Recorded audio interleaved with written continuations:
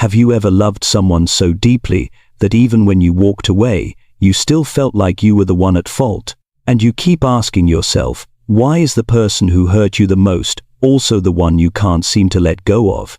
Perhaps it's because you loved them to the point where, just to keep living, you were forced to leave someone you still cared about. You loved them enough to grow accustomed to the coldness followed by sudden tenderness, to being hurt and then given hope again. You loved them enough to constantly regulate your own emotions, words, and behavior, just to avoid triggering their instability. You loved them to the point where your body lived in chronic tension, while your mind remained in a permanent state of high alert. And then one day, you left not because you stopped loving them, but because if you stayed, you would no longer be yourself. But what you were never warned about is this: when you leave, a narcissist doesn't feel grief, they lose control. What collapses is not love, but an entire manipulation system that had been operating on your reactions. When the source of reflection disappears, their fragile ego plunges into panic, and from there begins a familiar yet ruthless sequence of behaviors: silent monitoring, long-distance interference, emotional disruption, image smearing, and hoovering to pull you back, not because they love you, but because they cannot tolerate losing power over you.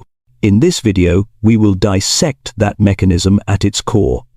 What truly happens in the narcissist's mind when you leave first, why their reactions are so intense and persistent, and most importantly, what you need to do to end this cycle of manipulation completely, instead of being pulled back into it in silence. And to end this pullback loop for good, you have to face the first hard truth. What returns isn't love, it's a power dependence mechanism disguised as emotion. When you discard the narcissist first, you don't simply leave a person, you exit the role they quietly trained you to perform, their emotional regulator. Many people assume a narcissist comes back because they miss you, because they regret it, because they finally see your worth. But if you watch closely, they tend to reappear at the exact point you become the quietest, the steadiest, and the most visibly recovered. That timing isn't coincidence, it's reflex. In narcissistic psychology, existing is not built on inner stability, but on external feedback. You were once the reflective surface that helped them feel valuable. You were the place they could dump insecurity and then return wearing a mask of composure. So when you withdraw your reactions, you don't just stop loving you, stop supplying the feedback system that kept their illusion of control alive. That's why your pain after the discard often doesn't feel like a normal breakup. It can feel like withdrawal, racing heart, insomnia, obsessive replaying of "what did I do wrong?" a body braced as if judgment is always coming. This isn't weakness, it's a nervous system that adapted to unpredictability, coldness, followed by soothing, injury followed by hope. An intermittent pattern that trains your brain to keep scanning the same person for safety cues. Once you understand that, you understand why they can destabilize you with something tiny, a vague text, a story view, an innocent-sounding question. They don't attack your logic first, they touch your nervous system first. And this pattern is far more common than most people realize. In the United States National Intimate Partner and Sexual Violence Survey Summary Report, nearly half of women, 48.4%, about 57.6 million reported experiencing at least one form of psychological aggression by an intimate partner. For men it was 48.8%, about 55.2 million. The report also shows coercive control behaviors reported by 41.1% of women and 42.5% of men, meaning this isn't just hurtful words, but an entire system of managing you through fear, guilt, and self-doubt. When you place your story inside that wider reality, you start to see something clarifying. What you've been calling love I can't detach from is often the aftershock of prolonged psychological control, where you were conditioned to believe peace only arrives if you get the script right. And because you left first, they're forced to face the one reality their ego cannot tolerate. They can't move you the way they used to. For a healthy person, losing someone hurts. For a narcissist, losing someone who reacts on cue means losing leverage. That's why they don't return in a straight line, they return in loops. Suddenly tender, suddenly wounded, suddenly hostile, suddenly silent. Each shift designed to test one thing only. Can I still reach their nervous system? Because the moment you react, anger, explanation, defense, even visible sadness, they regain proof that they still exist inside you. And this is where the real work begins. If you want genuine freedom, you don't only need physical distance, you need to sever the link between their signals and your reflexes, handing emotional authority back to yourself. And it is precisely at the moment you realize that leaving has destabilized their power that a more dangerous phase begins, a phase where they no longer need to be close to you, yet still keep you within their control. This is where most people become confused, because outwardly, everything appears finished. No more arguments, no more confrontations, sometimes not even direct contact, but internally, you are still being pulled back by invisible threads. Psychology refers to this as the hoovering and remote control loop, a form of manipulation that does not require proximity, yet remains powerful enough to keep you trapped within their psychological orbit. Hoovering rarely begins with a clear message. It starts with ambiguous presence. They view your stories without saying anything, drop a random emoji with no context, accidentally reappear in your digital space, or have others mention them as if by coincidence. The goal is not immediate reunion. The goal is to test whether you still react, even internally. For a narcissist, the moment you think about them, the power system is still active. Research on intermittent reinforcement in behavioral psychology, first identified by B.F. Skinner, shows that inconsistent rewards appearing and disappearing unpredictably create far stronger attachment and obsession than consistent reinforcement. In narcissistic relationships, attention, affection, and sudden withdrawal function exactly as those intermittent rewards. After you leave, they simply recreate the same conditioning from a distance. What makes this loop so dangerous is that you may believe you miss them because you still love them, when in reality, your nervous system is responding to a deeply ingrained conditioning pattern. Multiple studies on survivors of coercive control show that more than 70% of individuals who leave toxic relationships continue to experience anxiety, intrusive thoughts, and physiological stress responses to cues associated with their former partner for 6 to 12 months after separation, even with no direct contact. Your brain was trained to constantly monitor them, anticipate their moods, and prepare responses. When they reappear ambiguously, your nervous system automatically shifts into hypervigilance, filling in gaps, assigning meaning, and pulling you back without them needing to do much at all. From the narcissist's perspective, this is not romantic longing, this is control. They do not need you to return immediately, because returning too quickly would end the game. What they need is to keep you suspended, not fully gone, not fully free, not psychologically closed. Research published by the American Psychological Association on narcissistic personality traits shows that individuals high in narcissism display a significantly stronger tendency to maintain emotional access to former partners, particularly when they sense that the other person is healing or becoming independent. In other words, your silence and growth do not make them release you, they intensify their remote control. You will recognize this in everyday details. A message framed as "just checking in," a line like "I dreamed about you," a concern disguised as care, "I'm worried you're being influenced," or even subtle displays involving a new partner. All of it serves the same purpose: disruption. Once you are disrupted, you lose emotional stability, and when you lose stability, they still occupy space in your inner world. This is why so many people feel they can't move forward, even after leaving, not because they are weak, but because they remain inside an attention-based manipulation loop. The critical truth is this: hoovering is not about reconnection. Hoovering is about power verification. If you react through anger, sadness, or explanation, they confirm that you are still accessible. If you remain silent but emotionally shaken, the loop is not yet broken. This is where many survivors begin blaming themselves. Why am I not stronger? But the issue is not willpower. The issue is that no one taught you how to identify and sever remote psychological control. And when subtle hoovering stops working, when vague presence no longer triggers the response it once did, the narcissist does not stop. They escalate. They move into the next phase: provocation, emotional baiting, and forced engagement. This is the moment your silence becomes a real threat to them. And from here, the cycle shifts into a far more aggressive and revealing stage. And it is precisely when silent hoovering no longer produces the reactions it once did that the narcissist enters a more dangerous phase. At this point, they are no longer waiting for you to respond, they are actively trying to provoke you. The goal is no longer connection, but exposure. In the narcissistic psyche, prolonged silence is not interpreted as closure, it is interpreted as defiance. And defiance, to them, must be crushed. Psychology refers to this phase as provocation and reaction baiting, a deliberate attempt to trigger emotional engagement. Research on coercive control shows that when individuals accustomed to regulating others through emotional reactions lose that leverage, they experience escalating anxiety and aggression.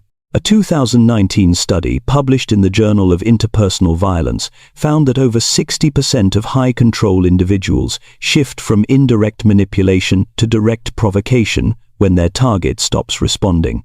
In real life, this phase rarely looks overt. It is calculated, subtle, and designed to strike your most sensitive points: a vague emotional post, a half-sympathetic comment delivered through someone else, a carefully timed image with a new partner, a message framed as concern, "I'm just worried about you."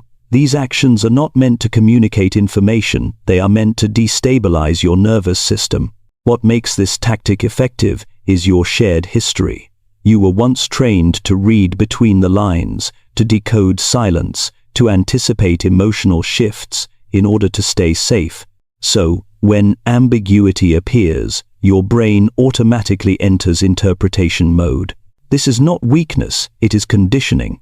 Trauma research shows that individuals exposed to prolonged relational instability become hypersensitive to ambiguous cues because uncertainty once signaled danger. For the narcissist, they do not need your reply, they only need your disturbance. If you lose sleep, replay scenarios, wonder what they meant, or feel unsettled, the system is still active. You have not re-entered the relationship, but you have re-entered their psychological orbit, and to them, that is enough. The critical truth is this: they are not trying to bring you back, they are trying to prove you never truly left.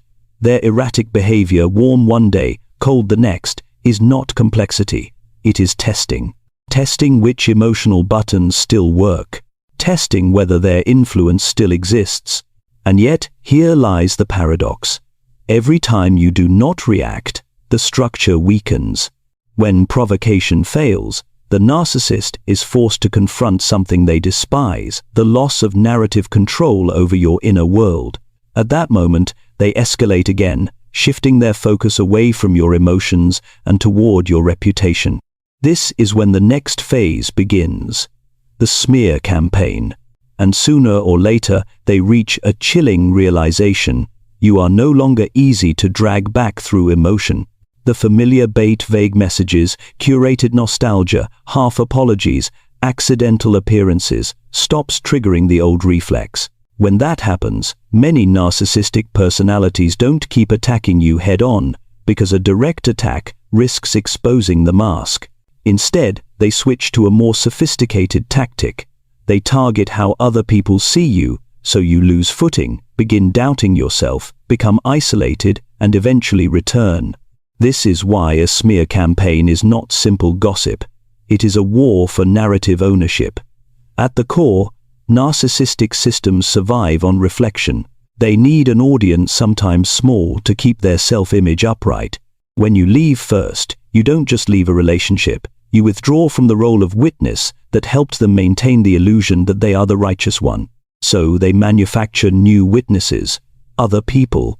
The smear campaign is, at its core, an attempt to rebuild a reflective ecosystem by turning you into the problem and themselves into the suffering, noble victim. The central mechanism often follows the logic of Darvo. deny, attack, reverse victim and offender. They deny responsibility with claims that require no evidence. I didn't do anything that bad.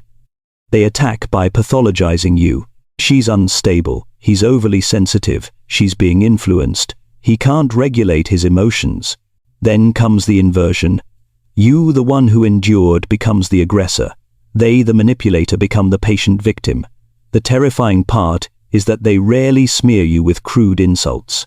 They smear you through sugar-coated moral theater. Phrases like, I don't want to badmouth them, but I'm genuinely worried about her. I just hope he gets help. I tried my best, are designed so you cannot rebut them without looking like you're proving them right. It's a cognitive trap. If you stay silent, you're guilty. If you speak, you're out of control. That's why victims feel suffocated. They don't lose because they lack truth. They lose because the stage itself is rigged. You'll see this campaign seep into everyday life through painfully ordinary moments. A mutual friend texting, I'm asking honestly, are you okay? A relative watching you with quiet suspicion. A coworker nodding politely then withdrawing. The narcissist doesn't need people to hate you. They only need people to hesitate before believing you. They plant seeds rather than build full stories. A half-truth delivered with concern, a message stripped of context. A moment you cried turned into proof you're unstable. A single outburst after months of provocation reframed as you're abusive. This is the craft of decontextualization. They remove your reaction from its cause, and then present your reaction as the cause.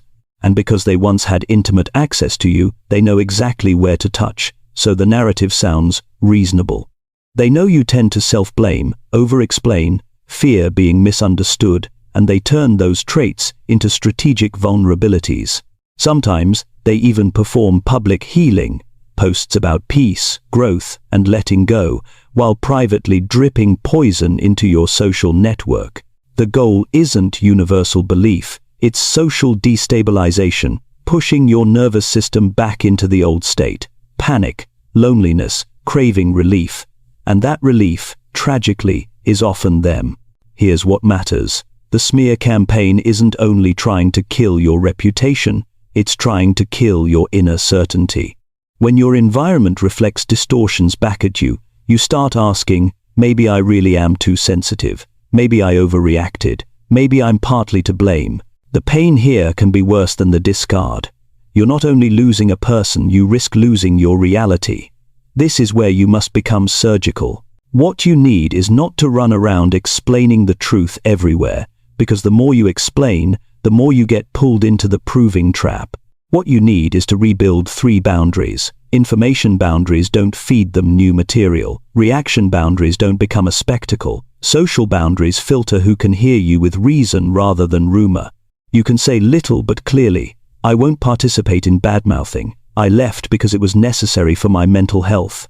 That sentence isn't for the curious, it's for your dignity. Because the real win at this stage is not exposing them to a crowd. The real win is no longer living like someone who must defend their right to peace. And when you stop playing, something inevitable happens. Their story runs out of oxygen. Without your reaction, it loses drama. Without your panic, it loses a target. Without you on the stage, they are revealed someone who must constantly create victims to conceal the void inside. After the smear campaign, if the world does not fully turn against you as they hoped, if you remain standing, silent, and unwilling to return begging or explaining, something critical begins to happen inside the narcissist. Control stops working. This is a particularly dangerous moment, because when subtle strategies fail, narcissists do not awaken, they escalate. In psychology, this phase is often described as narcissistic injury escalation. When the ego is deeply wounded, the individual does not adapt in healthier ways, but intensifies extreme behaviors to regain a sense of power. What matters most is this: they escalate not because of something you do, but because of what you no longer do react. At this stage, you may notice a shift from talking about you to actively intruding into your life. Behaviors that seem coincidental begin to cluster. Messages sent at precise times late at night. Birthdays, anniversaries, right after you post something positive. sudden appearances in places you frequent, accidental contact with your closest friends or family. The goal is not communication, it is nervous system intrusion. Narcissists understand something very well. Destabilize you long enough, and you will begin to question your own boundaries. This is when they deploy their most dangerous weapon, emotionally bonded memory. They revisit good times, not to reconnect, but to reactivate old reflexes, the reflexes that once kept you staying despite pain. Internally, however, something very different is unfolding. While they may appear calm or even benevolent on the surface, their inner world is experiencing what psychoanalysts describe as panic at ego disintegration, terror arising when the ego structure loses its anchor.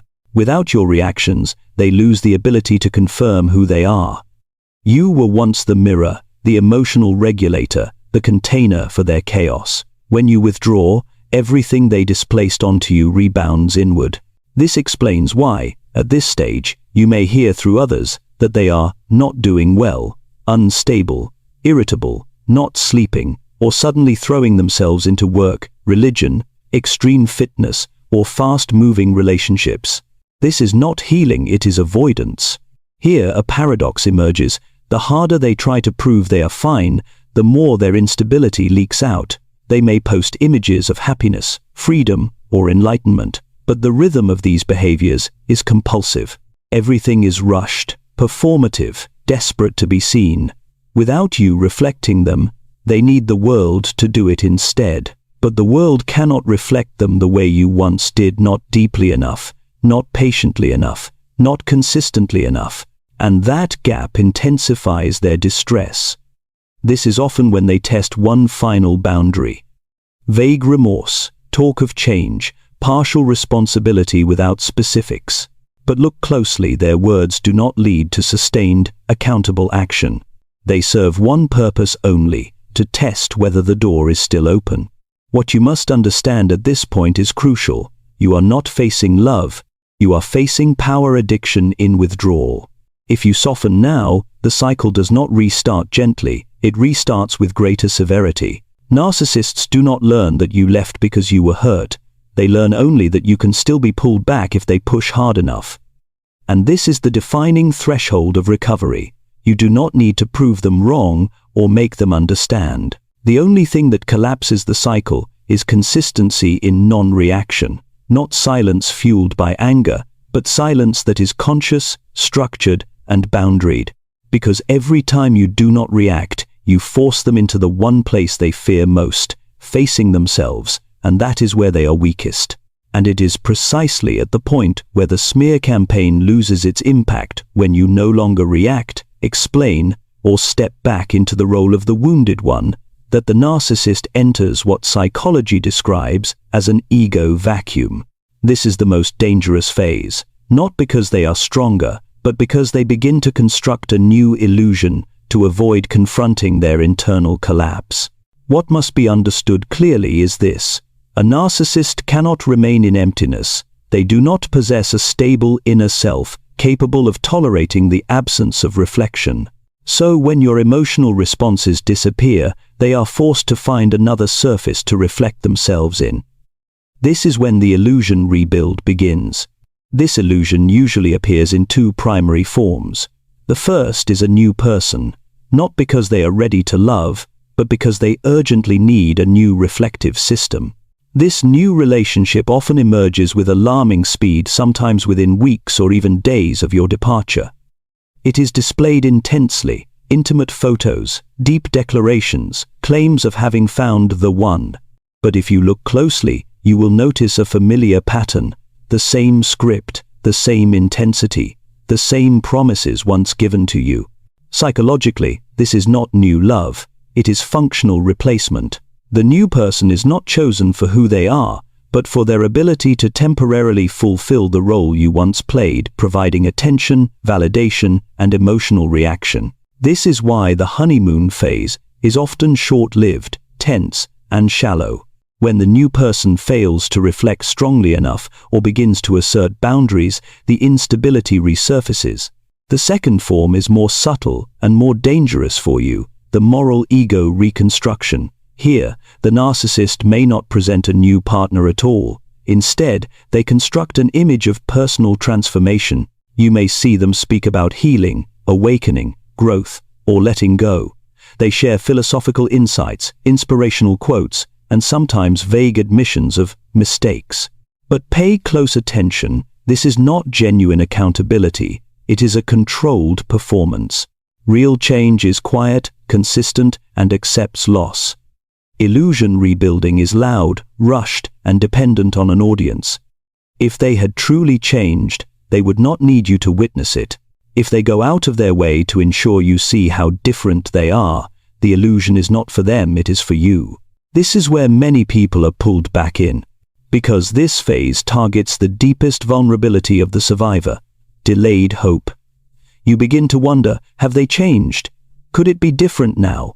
What you do not see is that this illusion is not built on self-awareness, but on abandonment terror. It exists to temporarily fill a void, not to repair an internal structure. Research on personality disorders consistently shows that rapid, performative changes after relational loss rarely correspond to lasting improvements in empathy or responsibility. Instead, they function as defensive reactions to ego threat. In other words, they are not healing, they are changing masks. What you must remember in this phase is this: if you return because they seem different, you are not entering a new relationship. You are stepping into the same cycle with a fresh coat of paint. And that paint usually lasts only long enough to pull you back before the old control mechanisms resurface. And when this new illusion begins to crack, when the new person is not enough, when the healing image loses its audience, the narcissist moves into a deeper state: obsession. Not obsession born of love, but because you were the final reflective standard they cannot replicate. That is where we will go next. And it is precisely when the new illusion begins to fracture, when the new person no longer reflects strongly enough, when the "I'm fine now" performance loses credibility, that the narcissist enters a far more dangerous state: obsession. But this must be stated clearly from the start. This is not obsession born of love, nor of relational grief. It is obsession born of lost power. In psychology, relationships with narcissists do not end in ordinary ways. They do not close through mutual separation, grief, or acceptance. Instead, they leave behind a psychological tether, an invisible bond formed when one person has long functioned as an ego regulator for another. You were not simply someone they were attached to. You were an anchor point that allowed them to feel real. When you leave first, that tether does not disappear. It stretches, and it is that tension that creates obsession. The narcissist begins to think about you not because of memories, but because you represent a lost state of control. In their mind, you become the former standard, the one who reacted, returned, forgave, explained. When reality no longer aligns with that standard, their psyche enters a compulsive search to restore it. This is why narcissistic obsession is often quiet and persistent. They do not say, "I miss you." Instead, they watch. They check. They scan for signals. They want to know whether you are still hurting, still angry, still thinking about them, because to them, any reaction is proof that the tether still exists. At this stage, many survivors feel confused. If they don't love me, why can't they let go? If they have someone new, why are they still watching me? The answer lies here. The new person may provide attention, but they cannot replace the psychological role you once played. You were the one who adapted, who absorbed instability, who stayed during their most dysregulated moments. That creates a psychological imprint no replacement can replicate. This tether does not exist because of love, but because of ego dependency. The narcissist has grown accustomed to defining themselves through your perception of them. When that perception disappears, they do not merely lose you, they lose their sense of identity in the world. And that loss triggers existential panic. This is why their obsession often intensifies when you are most silent, most stable, and least reactive. Your calm does not soothe them, it destabilizes them. Because if you are fine without them, it means the power tether has broken. and their psyche cannot tolerate that. At this stage, they may attempt subtle maneuvers, revisiting shared memories, displaying selective vulnerability, appearing as a more understanding version of themselves. Not to truly return, but to test. Do I still have access to you? If you respond, the tether tightens. If you remain silent, the obsession escalates. The danger is this. The tether does not only pull them toward you, it can pull you back toward them if you do not recognize its nature. Each reappearance activates your nervous system's old loop: hope, tension, waiting, explanation. And unless you consciously withdraw your psychological presence, you may be pulled back even when your rational mind knows better. The uncomfortable truth is this: the narcissist's obsession is not proof of your importance, it is proof that they have never learned how to exist without controlling others. And the tether only dissolves when one side refuses to continue responding to its pull. It is here that a critical turning point emerges.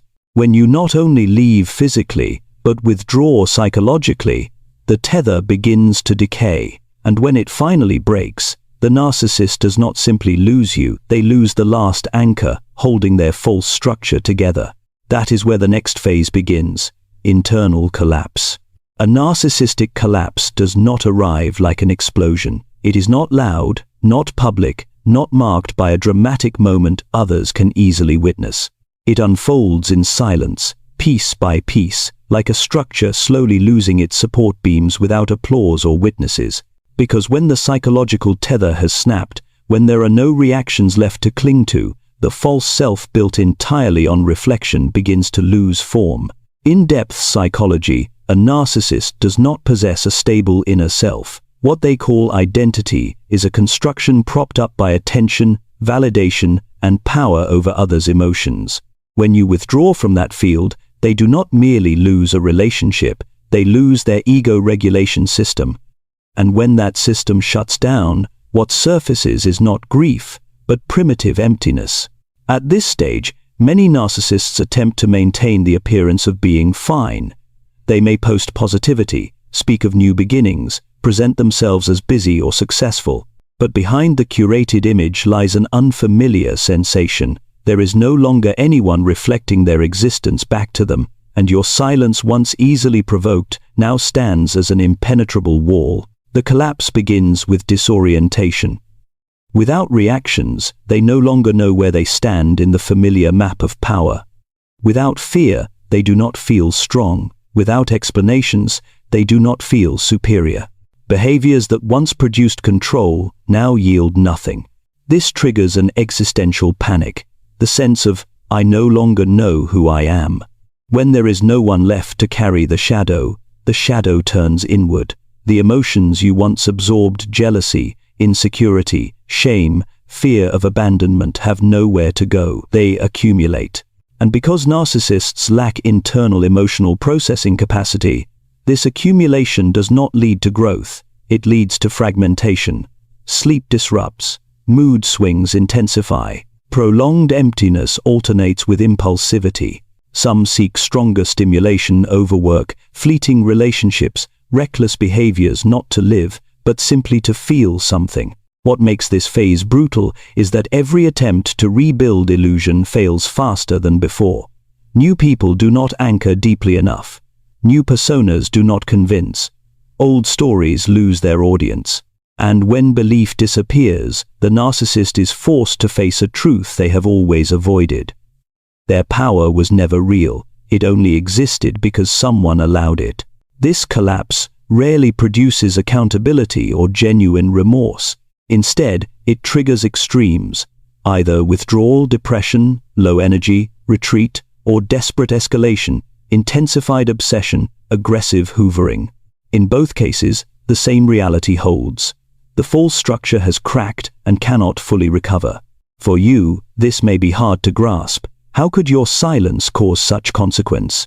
But because you were the final anchor, the one who understood, endured, and stayed, your complete withdrawal removes the last support. Not because you were special in a romantic sense, but because you fulfilled a psychological function few others could or would carry. And this is the essential truth. The narcissist's collapse is neither your victory nor your responsibility. It is the natural outcome of a borrowed structure failing. You do not need to witness it, explain it, or return to close the loop. As long as you do not re-enter the old field, the process continues under its own inertia. From here, an irreversible truth emerges. Power exists only where there is reaction. When you no longer react, when you withdraw psychologically, the false self loses fuel. And when fuel is gone, collapse is inevitable. If you look back at the entire journey we've just walked through, one truth needs to be stated clearly. The narcissist does not collapse because they lost you. They collapse because they lost control over you. The moment you chose to leave first, to stop reacting, stop explaining, stop offering your emotional energy, the entire system they relied on to survive began to crack. The stages you've witnessed, surveillance, provocation, smearing, hoovering, obsession, and eventual disintegration, are not remnants of love. They are survival reflexes of a fragile ego that cannot stand without someone else holding it up. Here is the most important thing to understand. You were never special because they loved you more than anyone else.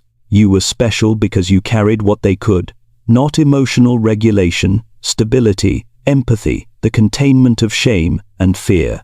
And when you stopped doing that work for them, the emptiness inside them surfaced. But that emptiness is not yours to fix. It was never your responsibility, and it is not a reason to return, to rescue, or to seek closure. There is no final conversation that will make a narcissist understand, because the problem was never a lack of information, it is the structure of their psychology. So, if you ask, how do I stop being pulled back? The answer is not found in being stronger than them, smarter than them, or explaining yourself better. It lies in three difficult but concrete truths. First, accepting that they will never give you the closure you want. Second, understanding that every return attempt is about restoring power, not repairing the relationship. And third, maintaining boundaries, even when no one is watching, especially when you feel most vulnerable. Non-reaction is not passive silence. It is the deliberate withdrawal of energy from the game. Your freedom does not come from them disappearing from your life. It comes from the moment they disappear from your nervous system. When a vague message no longer jolts your body, when you stop decoding their online behavior, when you no longer feel the need to prove your truth or expose theirs, that is when you have stepped out. And the paradox is this: the moment you stop wanting them to understand, to change, or to suffer consequences, is the moment you are finally free. If you're listening to this and recognizing yourself, remember this: you were never weak for loving a narcissist. You simply stayed too long in a role no human being is meant to carry. And leaving first, even with guilt, even with grief, was not selfish. It was self-preservation. Your freedom is not loud, it begins quietly. But once you stand firmly in that quiet, no manipulation cycle can reach you again.